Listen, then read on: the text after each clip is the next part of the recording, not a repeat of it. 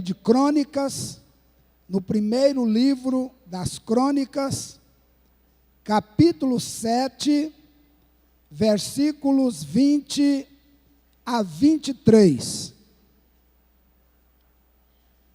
E eu vou ler na tradução, na linguagem de hoje. Aí vai estar diferente da Bíblia dos irmãos aí, a forma de falar. Mas entende, porque na linguagem de hoje fala para a gente entender melhor. Diz aqui, vai dar uma genealogia para depois explicar o assunto que nós vamos estudar hoje. Efraim, o versículo 20, Efraim foi pai de Sutela, Sutela foi pai de Bered, Bered foi pai de Taate, Taate foi pai de Eliada, e Eliada foi pai de Taate. Eles sempre pegavam o nome do avô para colocar no filho. Taate foi pai de Zabade, Zabade foi pai de Sutela, novamente aqui uma pessoa com o mesmo nome. Efraim foi pai de mais dois, além de Sutela. Eles se chamavam Ezer e Eliade, e foram mortos quando tentavam roubar o gado dos moradores de Gate. Efraim, o seu pai, chorou por muitos dias, e os irmãos dele foram consolá-lo. Depois ele teve relação com sua mulher, ela ficou grávida e deu à luz um filho. Eles puseram nele o nome de Berias, porque a desgraça tinha caído sobre o seu lar. Então, duas coisas, dois versículos aqui que quero que os irmãos prestem atenção. Esse nome Berias, que no hebraico é traduzido para desgraça. Já pensou uma pessoa com nome de desgraça? É terrível, né? Colocar o nome num filho de desgraça. Porque tinha acontecido algo ruim na vida e na família de Efraim, que ele colocou esse nome. E o outro versículo é o 21, que diz aqui, ó, nessa parte, eles se chamavam Ezer e Eliade, e foram mortos. Por que eles foram mortos? Porque tentaram roubar o gado dos moradores de Gate. Então, essas duas coisas aí, eu gostaria que os irmãos guardassem o nome do Berias, que é desgraça, e esse fato que aconteceu. Esses dois filhos de Efraim foram roubar gado, e por isso eles morreram. Foram atacar o gado lá do povo de Gate, e eles mataram os dois por serem ladrões. Muito bem. Então nós vamos hoje meditar um pouquinho num assunto sobre a família. Colocamos o tema deste assunto de hoje, necessidade da ação de Deus na família. Necessidade da ação de Deus na família. E antes de nós entrarmos aqui, eu quero falar para os irmãos que precisamos apresentar a nossa família a Deus todo dia.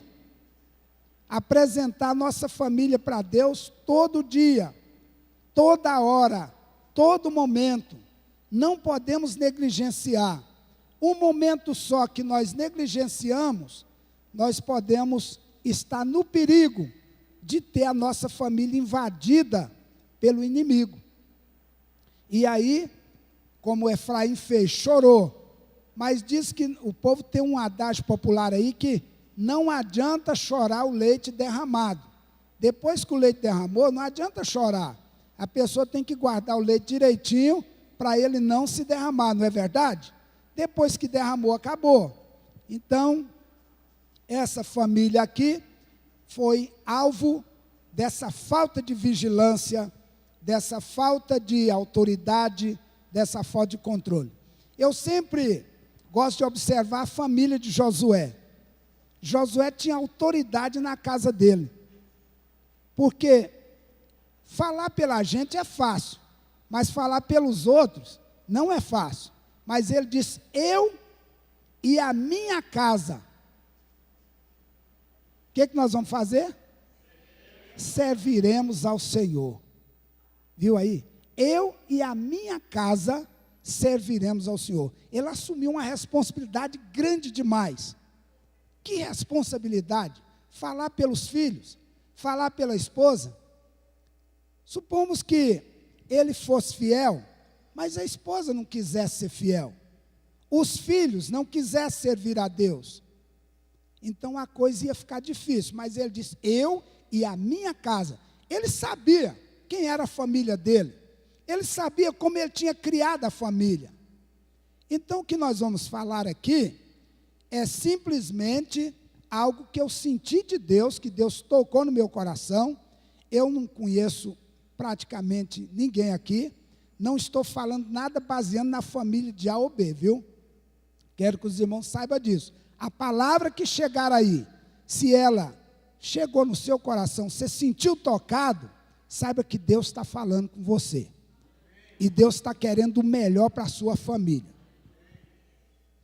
Aqui nós vamos já meditar em uma pergunta que Eliseu mandou Geazi perguntar àquela viúva, a sunamita.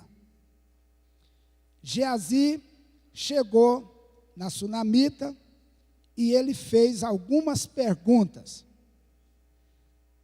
Quando Eliseu falou: olha, corre ao encontro dessa mulher e fala para ela: vai bem contigo? Vai bem com o teu marido?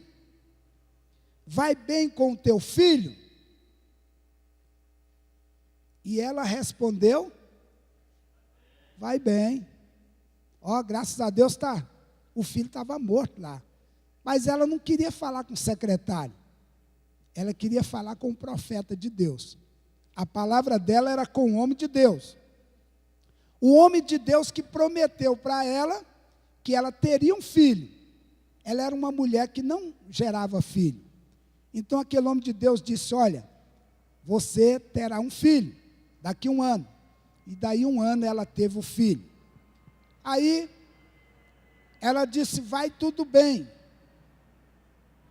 É comum as pessoas nos encontrar e perguntar também: como vai você? Alguém já te perguntou assim? Como você está? Como vai você? Como vai a sua família? Para pastores, eles perguntam: como vai a igreja? A igreja lá, como está? Agora eu pergunto: como vai a família hoje? Como está a família hoje? Principalmente no Brasil. Como está a família? O texto que nós vamos estudar, ele tem algumas lições que nós vamos aprender um pouquinho sobre a família. Aqui nós vamos observar, em primeiro lugar, que na casa de Efraim, alguns princípios naquela casa foram quebrados. Alguns princípios, porque ele era judeu, era um homem instruído na palavra. O judeu ele começa a estudar com 7 anos de idade. Com 12 anos, ele já formou no Torá, que é a Bíblia hebraica, composta de 5 livros, o Pentateuco, e mais alguns livros proféticos. Então, ele sabia muito bem como criar sua família, mas que foi quebrado alguns princípios. 2 dos filhos de Efraim, Ezé e Eliade, foram mortos porque tentaram roubar o gado dos moradores de Gate. Que coisa tremenda, né, irmãos? Os judeus eram considerados crentes naquele tempo, sim ou não? Eram os crentes de antigamente. Antigamente, naquele tempo, não tinha igreja. A igreja surgiu de Jesus para cá. Depois que Jesus veio, ele, que é o fundador da igreja, é a pedra angular onde a igreja está firmada, e ele é também a cabeça da igreja. Ele é a cabeça da igreja. Olha, o roubo não é uma prática permitida por Deus. A palavra de Deus diz assim, lá em Êxodo 20, verso 15: não furtarás.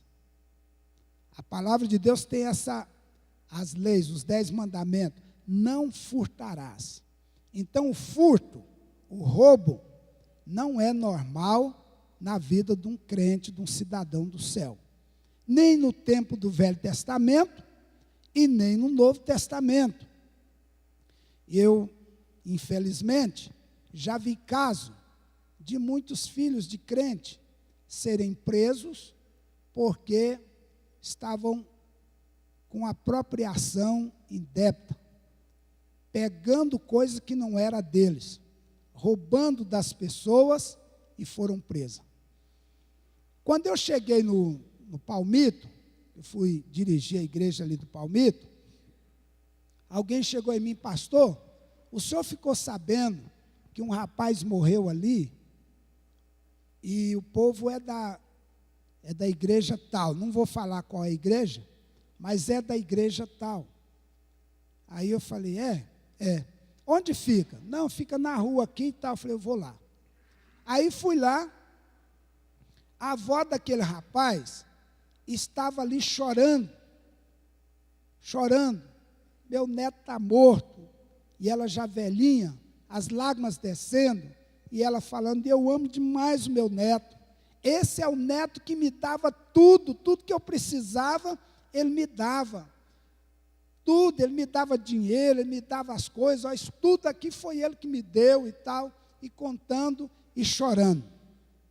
Aí eu fui saber como foi que aquele rapaz morreu. Bom, o serviço dele era retirar som de carro, mas não era o carro dele não, ele não era mecânico não. O carro estava parado lá, ele ia lá, abria o carro, disparava o alarme, rapidinho ele arrancava o som e corria.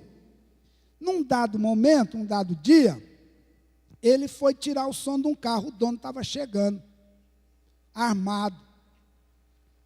Então, quando viu ele naquela ação, arrancando o som e quebrando o painel ali do carro, que é caríssimo aquilo, quebrando o painel, porque isso não importa, não, o negócio é levar o som. Ele quer ganhar o dinheiro dele. Quando quebrou, o rapaz chegou e matou. Matou beirando o carro. Entrou no carro e foi embora. Aí, alguém viu, falou: ah, não, ele estava roubando aí o som, o homem chegou, atirou nele, matou.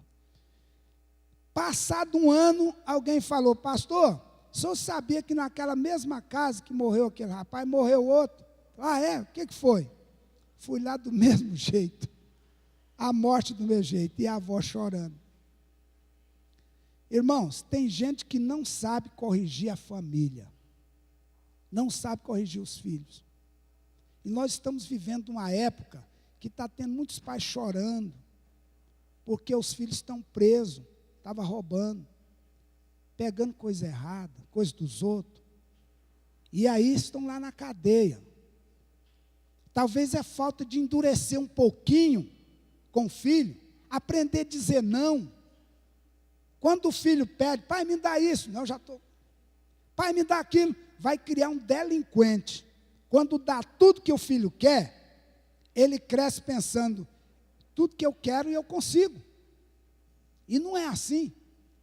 Os meus filhos, quando pediam, eu falava: olha, vocês vão chegar o dia que vocês vão trabalhar, e quando estiver trabalhando, vocês vão conquistar com o dinheiro de vocês. Eu não sei se é correto essa forma, mas eu criei assim. E dentro de um tempo, antes deles, eu fui conseguir um carro depois dos 40 anos. 40 anos de idade que eu comprei um carrinho velho. Antes eu não dava conta.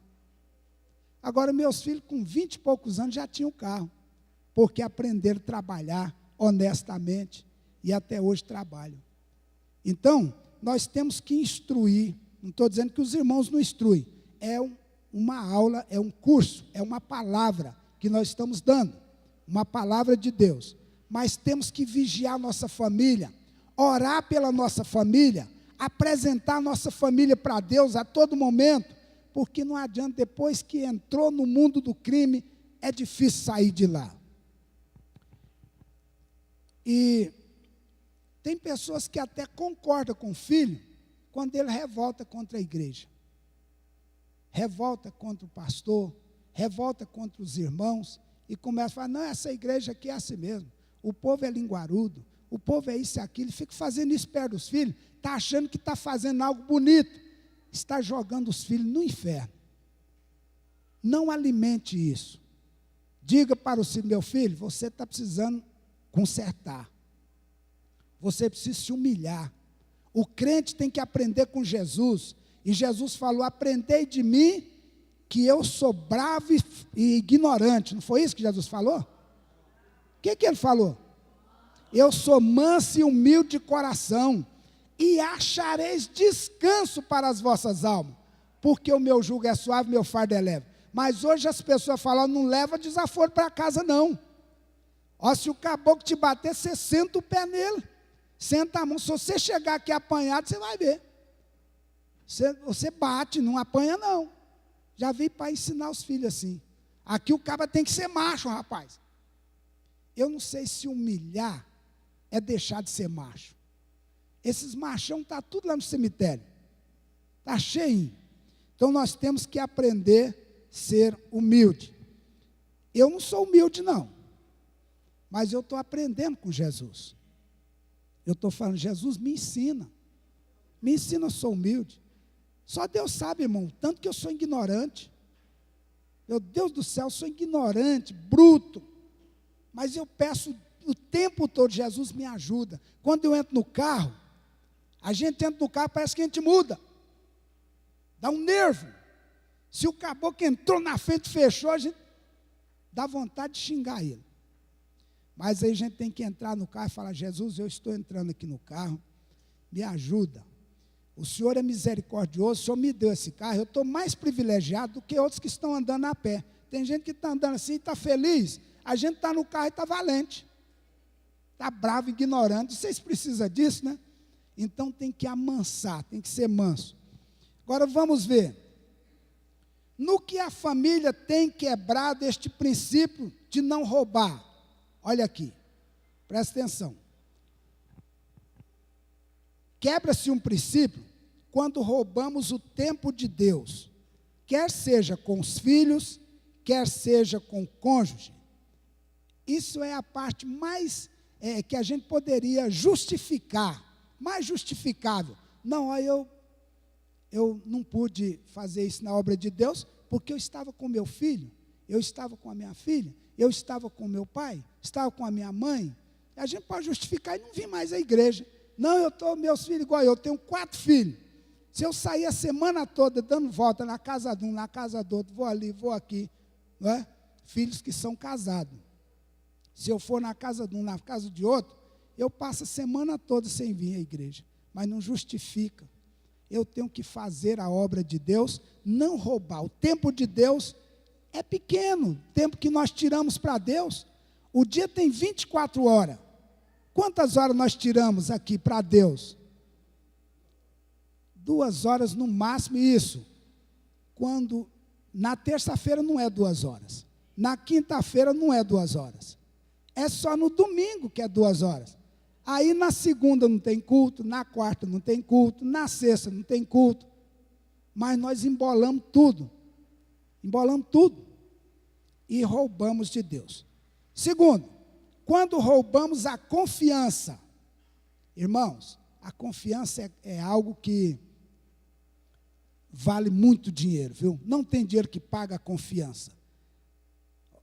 Roubamos a confiança, aí entra a traição, a infidelidade, a mentira.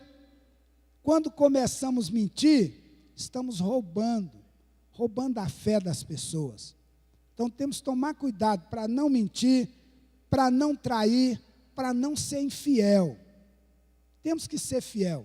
Se alguém nos contar algo que não é para contar para outra pessoa, engola a língua, não conte.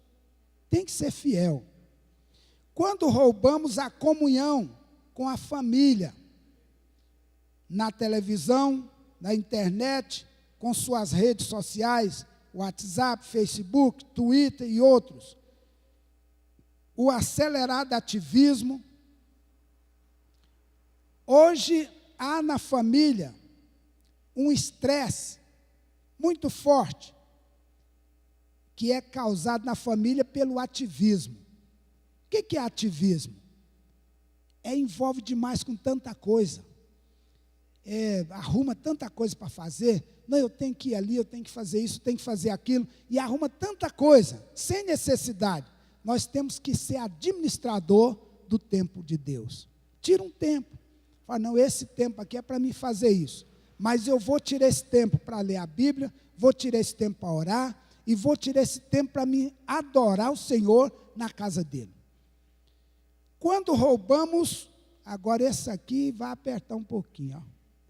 Quando roubamos nos dízimos e nas ofertas, a família que não dizima está roubando a Deus. Será que é bíblico isso aqui? Leia aí Malaquias 3, verso 8. Tem uns irmãos que são espertos na Bíblia. Abre a Bíblia assim, rapidinho, já achou. Malaquias está pertinho de Mateus.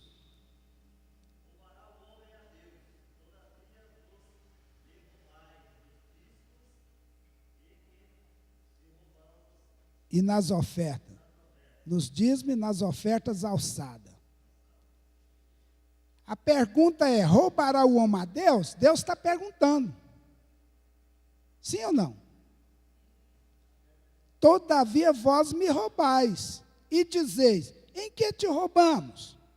Aí ele responde, nos dízimos e nas ofertas alçadas. Mas tem pessoa que não gosta nem que fala nisso. Toca nesse negócio não. Não fala nesse trem não. Mas tem que falar, porque as igrejas que eu passo para dirigir, a minha intenção é levar o povo para o céu. É fazer com que o povo entre na embarcação chamada Jesus Cristo e vamos para o céu. Ontem eu falando ali com os irmãos, os candidatos a batismo, eu falei sobre aquele versículo que fala em Romanos capítulo 8, verso 1. Nenhuma condenação há para os que estão em Cristo Jesus. Você está dentro da embarcação? Pronto, aquela embarcação não afunda não. Jesus Cristo não afunda. Se está nela, vai chegar lá, tranquilo. Nenhuma condenação há para os que estão em Cristo Jesus, que não anda segundo a carne, mas segundo o Espírito. Se está em Jesus, é mais do que vencedor. Irmão Nivaldo, depois o senhor pega aqui.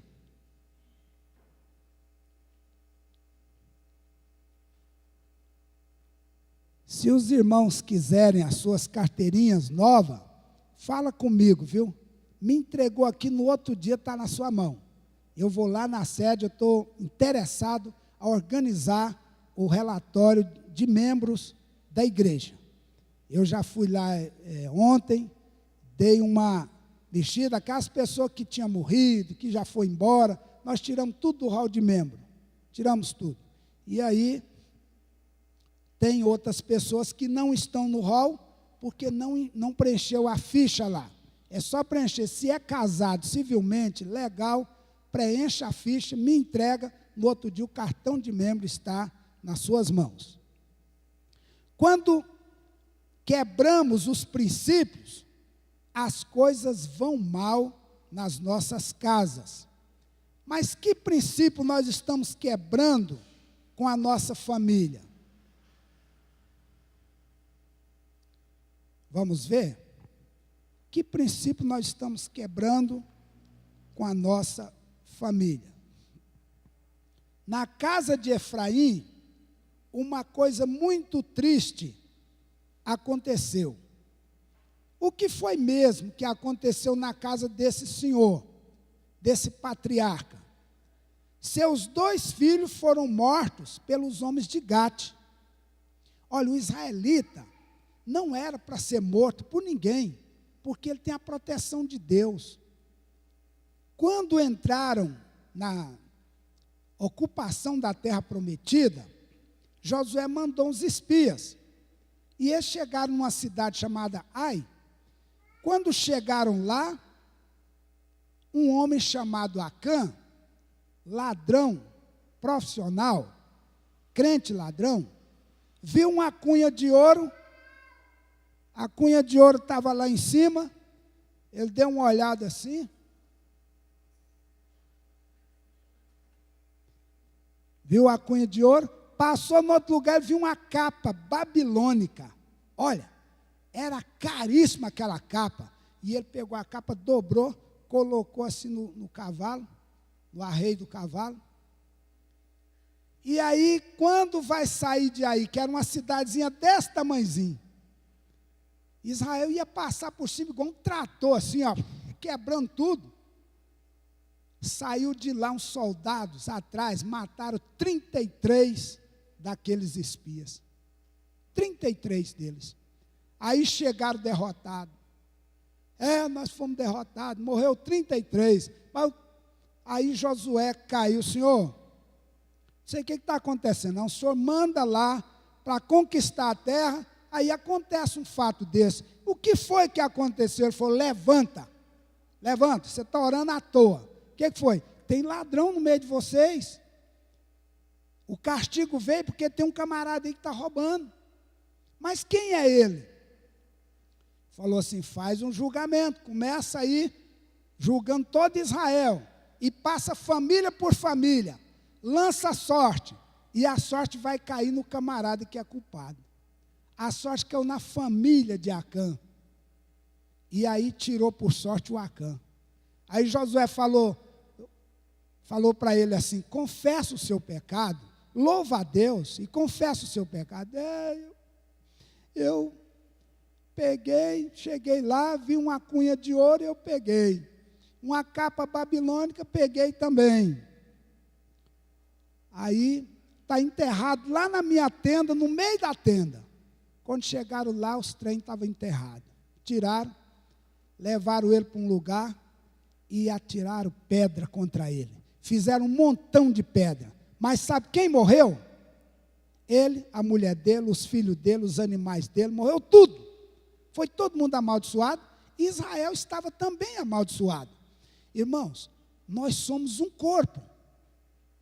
Quando dá um câncer, vamos supor que o câncer dá na ponta do dedinho mindinho. O câncer dá lá.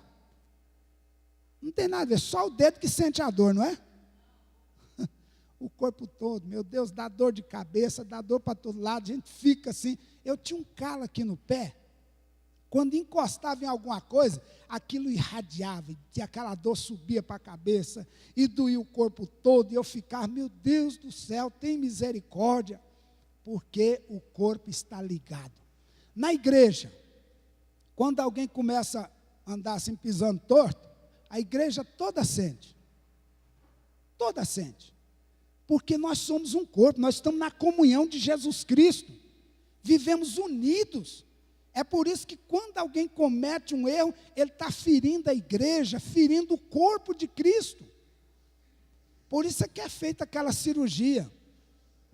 Tira fora a pessoa que não está andando direito. Por isso que tem. Antigamente chamava exclusão. Hoje não trata mais exclusão. Hoje chama disciplina. Disciplina é tirar, encosta ali até melhorar. Então, a responsabilidade com a igreja é maior do que nós pensamos, sim ou não? É maior do que nós pensamos. Então, vamos aqui.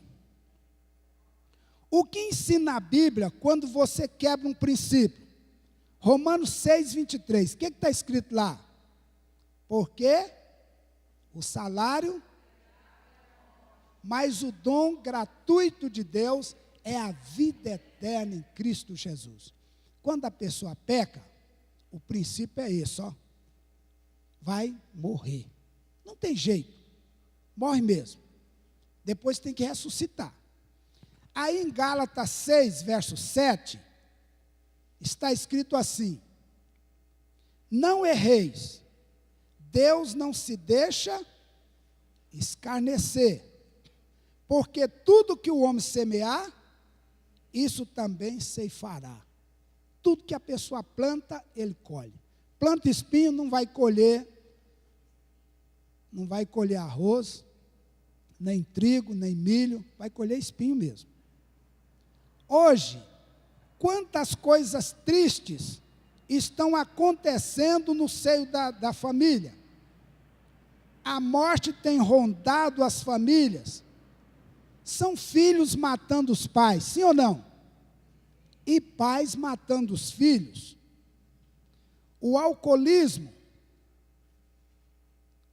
Agora, antigamente, eram os pais que embriagavam e espancavam a família.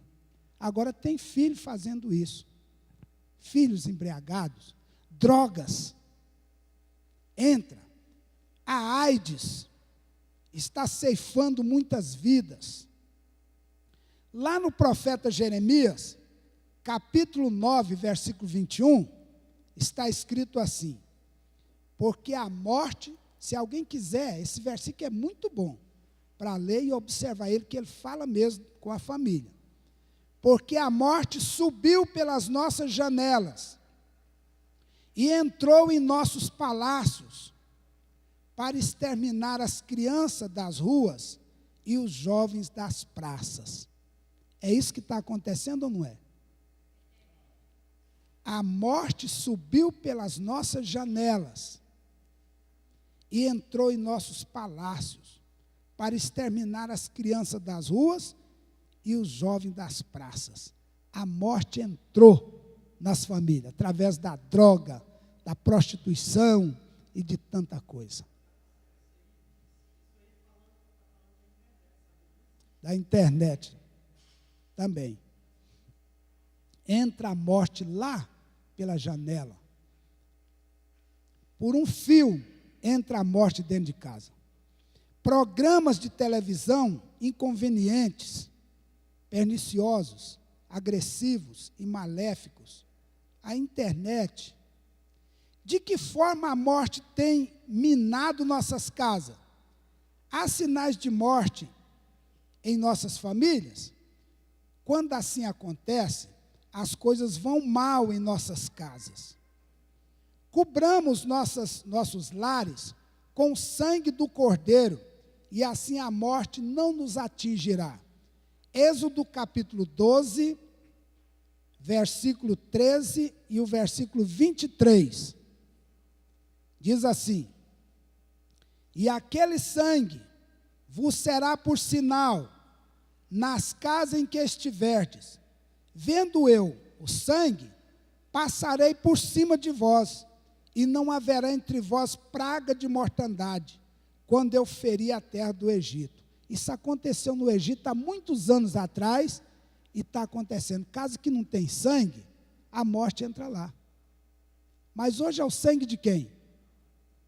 O sangue de Jesus. A Bíblia diz que o sangue de Jesus Cristo, seu Filho, nos purifica de todo pecado. Temos que ter sangue. Porque o Senhor passará para ferir os egípcios. Porém, quando vir o sangue na verga da porta e em ambas as ombreiras, o Senhor passará aquela porta e não deixará o destruidor entrar em vossas casas para vos ferir. Ele não entra. O diabo tem medo de sangue. Quando ele vê o sangue de Jesus, ele sai correndo. Ele sai correndo, ele não chega.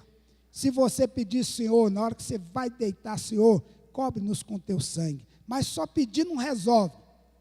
Temos que andar de acordo com a vontade de Jesus. Fazer a vontade dele. e procurar não deixar nenhuma brecha. Porque se deixar uma brecha, o diabo passa. Talvez na porta lá tenha um sangue, mas a janela está aberta. Ele vai entrar pela janela. Não viu que nós lemos lá? Que a morte entrou pela janela? Entra, então tem que fechar todas as saídas. Eu não estou falando da casa material, não, é espiritual. Isso quer dizer, ora pela família, apresenta os filhos. Quando meus filhos, até hoje eu falo meus meninos, né? Meus meninos. Um taxista lá no Rio de Janeiro riu, porque eu perguntei para ele se ele poderia, quanto ele cobrar para dar uma volta no Rio de Janeiro. Falei, porque meu filho, é o meu menino, o Mazinho lá atrás, o meu menino não conhece o Rio de Janeiro, e aí eu queria que ele conhecesse. Aí ele olhou pelo retrovisor assim e ficou caçando o menino, né? Aí ele falou, mas que negócio, que menino, tem um lá que parece estar mais velho que o senhor. Glória a Deus, os filhos nunca ficam velhos para nós, né? Então, eu ia no quarto dos meus filhos e orava, Senhor, abençoa meu filho, guarda ele, Senhor, livra de todo mal, livra de todo perigo, põe a tua mão sobre ele, que os teus anjos fiquem aqui, Senhor, guardando ele. Ia para o quarto do outro, orando e apresentando. Toda noite eu fazia isso. Parecia coisa de doido, mas é assim mesmo. A Bíblia diz, aprove Deus salvar os crentes pela loucura da pregação. Pregar o evangelho é loucura. Então você tem que apresentar e pedir, Senhor, cobre com teu sangue. Enche essa casa de sangue aqui, Jesus. Toma ela todinha de sangue aqui, que eu quero ver. O diabo vai passar de longe, não vai chegar aqui. Glória a Deus. Falar sobre sangue hoje, o povo vai me chamar de idiota. Esse cara aí não estudou teologia, né? Mas eu não estou nem aí para teologia, eu estou para a Bíblia. A Bíblia fala que é o sangue de Jesus que nos purifica, e é o sangue que nos guarda. Eu fico com o princípio bíblico da salvação. Então, se entrar pela Bíblia, não erra não, viu, irmãos? Larga esse negócio, a teologia é bom para ter conhecimento, mas ser crente é muito melhor. Não adianta teologia e não ser crente, não ter um nome escrito no livro da vida, não adianta nada. O que adianta é o nome estar escrito lá, você saber, eu estou com o meu nome lá, estou guardado, minha família está protegida, glória a Deus. E vai andando, como diz aquele hino, quero andar de valor em valor, e seguir a Jesus, meu Senhor. Vamos embora, né? Glória a Deus. Na casa de Efraim, um alto preço foi pago, um preço caríssimo. Ele perdeu os 2 filhos. Eu já contei para os irmãos aqui. A minha mãe me contou um fato, que ela ouviu uma história lá dos Estados Unidos, que aconteceu de um rapaz que, quando era menino, ele foi numa casa, roubou uma agulha e trouxe para a mãe. A mãe, ô meu filho, que coisa boa, estava precisando de uma agulha. Socou ela num lugar lá. Passou outro dia, ele chegou com a tesoura. Ó mãe, aqui ó, que eu achei. Nossa, meu filho, você está com um achômetro bom, viu? Achou uma tesoura, guardou lá. Aí, de repente, ele foi chegando com outras coisas. Foi chegando mais, foi chegando. Quando ele foi crescendo, aí ele foi chegando com guarda-roupa, com sofá, foi chegando com muita coisa e mobiliou a casa da mãe. Mas foi deixando para trás um rastro de morte. Pessoas que entravam no caminho dele, estavam mortos. Quando ele completou 18 anos, naquele tempo lá, a lei era assim, era só com 18 anos, igual a nossa aqui. Até antes dos 18, só vai lá, passa uns dias lá de férias e sai. Mas, 18 anos, ele foi preso e condenado à pena de morte. Perguntaram para ele, antes dele morrer, o que você quer? Qual é o seu pedido? Ele disse, eu quero a minha mãe aqui, eu quero dar um beijo na minha mãe, antes de eu morrer. Aí levaram a mãe, ele lá da grade mesmo, pegou, mãe, eu quero dar um beijo na senhora, puxou aqui a mãe e mordeu no nariz dela, Ele tinha 18 anos, muita força, até tirar o pedaço, cuspiu lá, falou, isso aqui é um sinal que a senhora vai levar para o resto da vida. Se a senhora tiver mais um filho, a senhora aprender a criar o seu filho, que a senhora não soube me criar. Então não adianta. Se falhou, irmãos, falhou. O tempo passou, acabou. Aí agora é sofrer o amargo. 1 Crônicas 7:22. Por muitos dias o chorou Efraim, seu pai. Qual pai que não chora na morte de seus filhos? E no caso desse pai, ele chorava porque foram 2 filhos que morreram em situação chocante, situação triste. Ele tinha que chorar mesmo. Chorou amargamente. Oh, meus filhos, mas ele não adiantava mais. Ele falhou com os filhos. Os filhos eram acostumados a roubar. E ele foi deixando. Igual Eli. O sacerdote Eli foi deixando, os filhos pecando, e ele foi largando, foi deixando, fazendo vista grossa. Quando foi um dia ele morreu, os filhos morreram, a arca foi tomada, Israel tomou um prejuízo muito grande, porque o sacerdote tinha filhos que estavam na igreja, mas não serviam a Deus. Hoje, esposas estão chorando, porque os maridos foram embora. Maridos estão chorando, porque a esposa foi embora. Pais estão chorando, filhos estão chorando. É um preço muito alto, muitas lágrimas. A família tem tentado ser feliz com conforto, com recurso, dinheiro. Dinheiro não traz felicidade não, irmãos. Tem pessoas que não têm nem onde dormir e é alegre. E tem gente que tem dinheiro demais, mas é triste, está querendo suicidar. Há poucos tempos, um moço aqui no centro da cidade, rico, subiu na janela lá e pulou. Pulou e bateu lá na Avenida Goiás. Puff! Morreu arrebentado. Homem rico. Pô, ficou assim. Por quê? Entra em depressão. Dinheiro não traz felicidade. Quem traz felicidade é Jesus. Todavia, o que mais se vê são pessoas chorando, desoladas, desencantadas, frustradas, a vida totalmente destruída. As coisas iam mal nessa casa, que quando nasceu um filho, deram-lhe o nome de Berias. O que quer dizer Berias? Terrível, né? A coisa ia tão ruim. A Bíblia fala lá, vocês podem ler aí, que a Bíblia fala que na casa de Efraim o negócio ia mal. Ia mal. Na casa de Efraim o negócio ia mal. Aí ele, quando nasceu um filho, ele pôs o nome de Berias, que quer dizer desgraça. Quando nasce um bebê, os pais escolhem com cuidado o seu nome, sim ou não? Aquela alegria. Hoje, nasceu um bebê ali numa família, né? Pastor Ismael agora é vovô de novo, né? Ou é a primeira vez? Terceiro.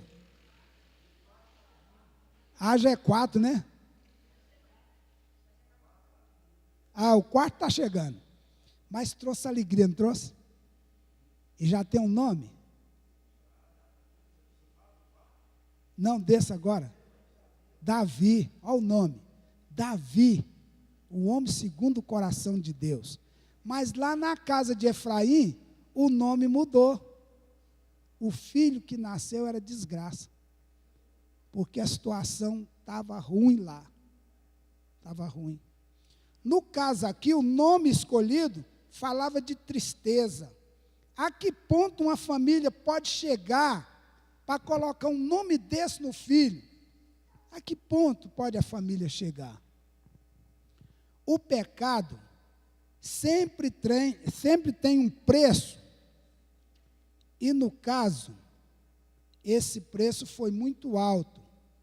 É aquele versículo que nós já lemos, Romanos 6, 23.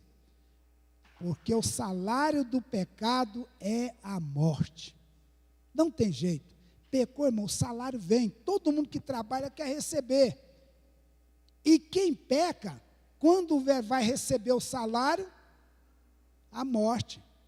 Está aqui, ó. Vai contando um por um aqui, ó. Você vai morrer assim, assim, assim.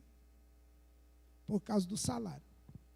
Agora nós vamos para o final, as considerações finais. Vamos meditar lá no capítulo 20 de Êxodo,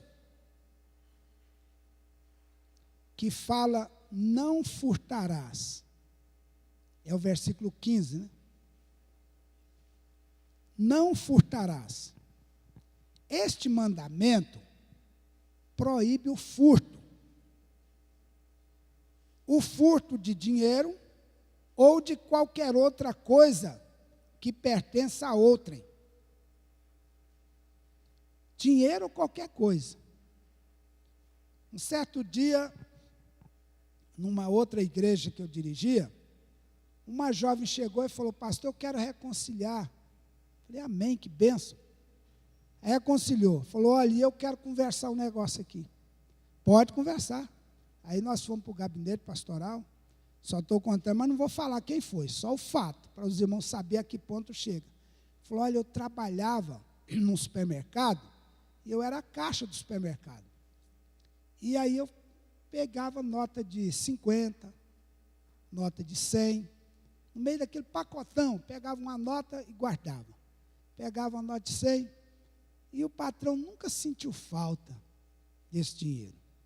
Ele confiava demais em mim. E aí eu pegava esse dinheiro. Agora eu estou reconciliando e eu quero consertar a minha vida. Eu falei, o único jeito de consertar é você voltar lá e falar para o patrão que você roubava dele. O único jeito é esse. A pessoa tem que confessar o pecado dele. Aí ela voltou lá e falou, ó patrão, eu trabalhei com o senhor aqui tanto tempo, e eu pegava 50, pegava 100, de vez em quando, então eu vim aqui confessar para o senhor. Se o senhor quiser que eu trabalhe aqui para pagar esse dinheiro, eu pago. Mas se o senhor não quiser, então, vê o que o senhor vai fazer. Ele falou, está perdoada, você não precisa pagar mais nada. Só de você voltar e falar para mim, eu já fiquei feliz com isso. Viu aí?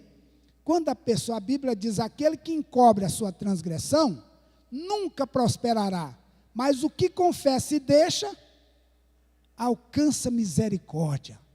Ela alcançou misericórdia, chegou lá, pastor, eu fui perdoada, eu falei, amém. Aí Deus abençoou a vida dela, ela casou com um rapaz lá da igreja, e hoje está uma bênção. Então, temos que fazer isso. Ó. Desonestidade também é uma forma de furtar. A pessoa que é desonesta, ele está furtando, porque a outra pessoa confiou nele. Vamos supor, um negócio. Eu sou vendedor de carro. Aí, o irmão divino vai lá comprar um carro de mim. Eu sei como é que está a situação do carro, mas eu não conto para ele. Falo, irmão divino, você está comprando um carro? Esse carro é bom, irmão divino. Esse carro aqui está zerado. Tem gente que fala, está zerado, esse carro aqui, ó, o senhor não vai ter trabalho com ele. Irmão divino compra o carro. Quando sai um pouquinho, aí já tem que gastar com o negócio. Quando ele gasta com aquele, já emenda no outro, e emenda no outro, e vai gastando, e vai gastando. De repente, o dinheiro que ele gastou no carro, dava, se ele inteirasse com o dinheiro que ele comprou, dava para ele comprar um novo. Mas eu, como desonesto, levei ele na conversa. Isso é pecado também. A desonestidade é isso. É a pessoa ser desonesta.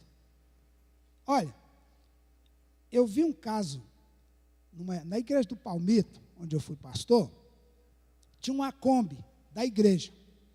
Aí tinha uns irmãos que dirigiam essa Kombi de vez em quando. E eles iam passar marcha na Kombi, eles pegavam e faziam assim, ó. pegava o câmbio da Kombi e fazia assim, pá, pá, tá, tá. Aí alguém falou assim, isso não vai estragar, é da igreja. Isso é da igreja. E alguém me contou, pastor, está acontecendo isso, e aí eu fui falar, ele disse que é da igreja. Meu Deus do céu, se é da igreja, nós temos que ter mais cuidado. Mais cuidado. Irmãos, depois daquela mão que escreveu lá, mene, teca, ufarsim. Pesado foste na balança e foste achado em falta. Ele estava usando objetos da igreja, do templo. Será que Deus mudou? Será que Deus não importa com as coisas aqui, que é consagrada a Ele? Vocês me desculpem que eu vou falar. Me desculpa. Não é? Eu sei que aqui já tinha um costume, mas as coisas de Deus eu não gosto de levar para minha casa. Se tem uma festa lá em casa, eu falo com a minha esposa, vamos locar cadeiras e mesa. Hoje é dia de ensino mesmo, estou falando a verdade. Eu loco lá no quem tem para locar. Porque se eu pego da igreja, alguém quebra, e aí eu venho e guardo aí, Deus vai cobrar de mim, porque é objeto consagrado para a obra dele. Não foi consagrado para usar na minha casa. Vocês concordam ou não? Ou acham que eu estou errado? Eu penso assim, as coisas de Deus é de Deus, as coisas não é. O que tem aqui dentro dessa igreja não é meu, e nem é dos irmãos, é de Deus. Sim ou não? Se eu pensar que é meu, eu posso levar um banco desse para casa. Eu vou ser transferido daqui, eu falo, não, vou levar um banco. Aí os irmãos vão sair da igreja, cada um leva um banco. Leva uma cadeira, não, eu vou levar uma cadeira dessa aqui, eu estou precisando de uma cadeira dessa. Não, senhor. É de Deus o que está aqui. Inclusive nós somos de Deus. Ninguém pode nos tirar. O diabo não pode tocar em nós, porque nós somos de Deus. Fomos consagrados ao Senhor. A criancinha é consagrada a Deus. Ninguém pode tocar. Nós não podemos pegar algo consagrado para Deus e entregar na mão do diabo. Olha, pode usar com droga, com prostituição, o que você... Não, se pegou, é herança de Deus, nós temos que cuidar. Essa criança aqui, por isso que eu pergunto, você está disposto a criar esta criança nos caminhos do Senhor? Eu pergunto, é por isso. É uma responsabilidade, quem consagra um filho, tem a obrigação de criar ele nos caminhos do Senhor. Glória a Deus. Mas se alguém não concorda comigo, eu não vou dizer nada. E o que eu estou falando é o que eu entendo pela palavra de Deus. Na segunda carta aos Coríntios, capítulo 8, verso 21, diz assim: pois zelamos o que é honesto, não só diante do Senhor, mas também diante dos homens. Zelamos o que é honesto. Esse mandamento, chamado honestidade, em todos os nossos tratos com as pessoas. Na casa de Efraim, alguns princípios foram quebrados, pois ele não soube educar seus filhos corretamente. Na casa de Efraim, uma coisa muito triste aconteceu. O tiro saiu pela culatra. Seus 2 filhos morreram. Na casa de Efraim, um alto preço foi pago. Perdeu 2 de seus filhos de graça. Que Deus tenha misericórdia de nós e abençoe nossas casas, impedindo que Satanás venha roubar o amor, a paz, a alegria, a união, a concórdia e outras virtudes essenciais no seio da família. Amém? Glória a Deus. Que Deus em Cristo abençoe os irmãos. E se os irmãos quiserem, não se importarem, nós vamos ter mais uns estudos para a família. Agora os outros assuntos vai falar de outras coisas importantes no seio da família. E nós vamos ter aqui algumas terça-feiras de estudo para a família, para que Deus possa abençoar a família. Aí os irmãos convidam os demais, convida mais gente, Porque tem gente que está quase separando. Tem pessoa que não aprende de Deus e acha que pode trocar a mulher por outra. Essa aqui ficou velha, tem 40, eu vou trocar por duas de 20. E troca o esposo por outro, e aí vira aquele trem. Isso não pode acontecer. No seio da família de Deus, o povo aqui é um povo santo, um povo especial, um povo zeloso e de boas obras. É um povo que vai morar no céu.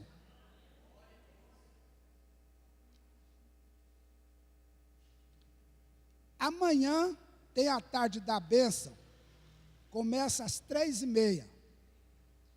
E o dia da confraternização estará ministrando a palavra a irmã Laurinda, no dia da confraternização. Que dia que vai ser? É amanhã. Amanhã a irmã Laurinda vai estar dando a palavra na confraternização, aqui da tarde da bênção. E nós vamos agora ouvir novamente a irmã Patrícia, pode? Mais um hino? E nós vamos ofertar ao Senhor. Vamos tirar a oferta para a obra de Deus e com amor. Alguém ficou triste? Está todo mundo alegre? Glória a Deus. Vamos proteger nossa família, né, irmãos? Para que Deus possa nos abençoar mais. Aleluia. Vamos cantar aquele corinho, irmãos. Recebi um novo coração do Pai.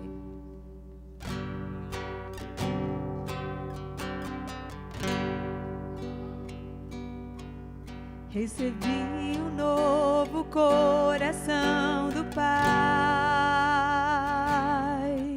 coração regenerado, coração transformado, coração que é inspirado por Jesus. Como fruto deste novo coração, eu declaro a paz de Cristo, te abençoo, meu irmão, preciosa é a nossa comunhão. Somos corpo e assim bem ajustados, totalmente ligados, unidos, vivendo em amor, uma família, sem qualquer falsidade, vivendo a verdade, expressando a glória do Senhor, uma família, vivendo compromisso no grande amor de Cristo. Eu preciso de ti, querido irmão, precioso és para mim, querido irmão. Eu preciso de ti, querido irmão, precioso és para mim, querido irmão. Aleluia. Amém. Não podia ser melhor, viu? Sobre a família, que bênção. Quinta-feira, nós teremos um culto abençoado aqui. Um culto abençoado. O pastor Adailson, que está trabalhando hoje, vai estar aqui dirigindo o culto na quinta-feira. E aí eu convido todos os irmãos, toda a igreja para estar aqui, e convidar mais alguém para estar aqui na quinta. E amanhã será comemorado o aniversário do pastor Josué. E ele pediu para convidar toda a igreja aqui do Jardim Pompeia. Todos os irmãos estão convidados a estar com ele amanhã à noite, viu? Participando dessa grande festa lá do aniversário dele. Ele disse que tem a maior alegria de ter os irmãos lá. Foi o que ele me falou. Falou, olha, eu amo muito, gosto muito dos irmãos ali do Pompeia, e fala para eles que é eu que estou pedindo e convidando eles para estarem aqui. No domingo, nós teremos a escola bíblica dominical, às 9 horas da manhã. Os irmãos que não pegaram as suas revistas, que ainda não está com a revista, passa na tesouraria, ainda tem lá, né, irmão Juscelino? Ainda tem revista da escola dominical, adquira a sua. E se alguém tem dificuldade de adquirir a revista, depois fale conosco, nós vamos dar um jeito para que os irmãos tenham a revista da escola. E à noite nós teremos um culto abençoadíssimo aqui, e precisa da ajuda dos irmãos, porque será os adolescentes. E os adolescentes, eles precisam do nosso apoio, da nossa ajuda. Glória a Deus. Ontem, a pastora Aldenair fez aniversário. Não foi? Eu estive lá e até esse momento eu não sabia, nem dei os parabéns. Aí cheguei em casa, a Nelice falou, ela está fazendo aniversário. Eu falei, por que você não falou cedo? Eu fui lá e não falei nada. Mas nós vamos orar hoje por ela, e a irmã Raimunda também está fazendo aniversário hoje. Quem mais está fazendo aniversário? Vamos ficar de pé e vamos orar. Eu quero orar agora também pela família, orar pelas famílias, para que Deus possa abençoar. E eu quero convidar aqui o pastor Ismael para estar fazendo esta oração. O pastor Ismael passou uns dias com o pai e irmãos na casa dele, e ele teve que dar umas voltas com eles, não estava podendo vir à igreja. Mas hoje ele está aqui, vai então nos ajudar orando por todos nós. Amém. Eu quero até me justificar mais. A gente passou uns dias, uns momentos difíceis, além da minha família que estava aí passou 2 finais de semana aí. Naquele dia eu trouxe meu pai aqui, minha irmã, minha família. Logo em seguida, nós estávamos, não sabíamos se ficava com o pai, se trabalhava ou se acompanhava o sogro no hospital. Então foi uns dias assim, uns momentos meio complicado. Me justifiquei para o pastor que não estaria aqui, né? Mas não só pelo o fato do pai, da família, mas também pelo fato da enfermidade, tá? E por fim perdemos, né, o sogro, mas ele está descansando com o Senhor, e nós ainda estaremos aqui, continuando aqui na lida aqui dessa vida, né? Nós vamos orar também, não esqueça de mencionar aí a família, a minha sogra, a irmã Jovelina, né? E assim toda a família que estamos passando por esse momento de dor, de perca, mas está tudo no controle de Deus. Vamos orar então? Nosso Deus e Pai, eu quero te agradecer, meu Deus, pelos momentos que estivemos aqui na tua presença, na tua casa. Te agradecer pelo que aprendemos aqui nessa noite através da tua palavra, que nós possamos colocarmos em prática aquilo que o Senhor nos deu nessa noite, a palavra que o Senhor nos deu, aquilo que nós aprendemos aqui nessa noite, que possamos colocarmos em prática, ó Pai. Que cada família que aqui está presente, aqui, Senhor, possa ter sido abençoada através dessa palavra, e que esta palavra possa trazer para as nossas famílias, meu Deus, a força, possa trazer para a nossa família, para todos que aqui estão, meu Deus, o entendimento, a sabedoria, para nos conduzirmos, Senhor, segundo a tua palavra, ó Pai. Que o Senhor esteja abençoando cada família que se fez presente aqui, abençoando o pai, abençoando a mãe, abençoando os filhos, avós, os netos que estão aqui nesta noite, ó Pai. Que todos nós possamos sermos alcançados pelas tuas bênçãos, ó Pai.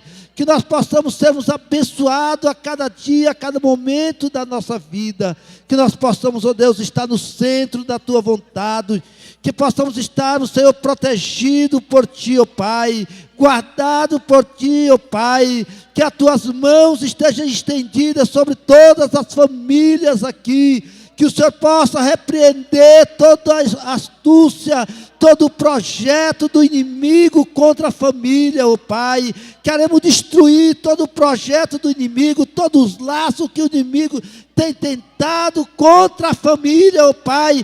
Nós anulamos nessa noite, no nome do Senhor, Pai, e declaramos abençoada todas as famílias aqui, em nome de Jesus. Em nome de Jesus, nós declaramos a bênção do Senhor sobre a tua família, irmão. A tua família é um projeto de Deus. A tua família é presente de Deus aqui na terra. Acredite nisso. E nada vai atingir os teus filhos, nada vai atingir o teu esposo, nada vai atingir a tua esposa, nada vai atingir os teus netos, porque todos estão protegidos pelo Senhor. Nós te pedimos, ó Pai, em nome de Jesus. Tem alguém que veio nesta noite aqui e quer aceitar Jesus como Salvador, ou quer reconciliar com Jesus? Levanta a sua mão. Tem alguém que quer fazer essa decisão hoje? Se não tem, Deus abençoe. Que a graça de nosso Senhor Jesus Cristo, o amor de Deus nosso Pai, a comunhão e a consolação do Espírito Santo seja com toda a igreja do Senhor aqui na terra, não só agora, mas para todos sempre. Que todos digam amém. Está terminado em nome de Jesus.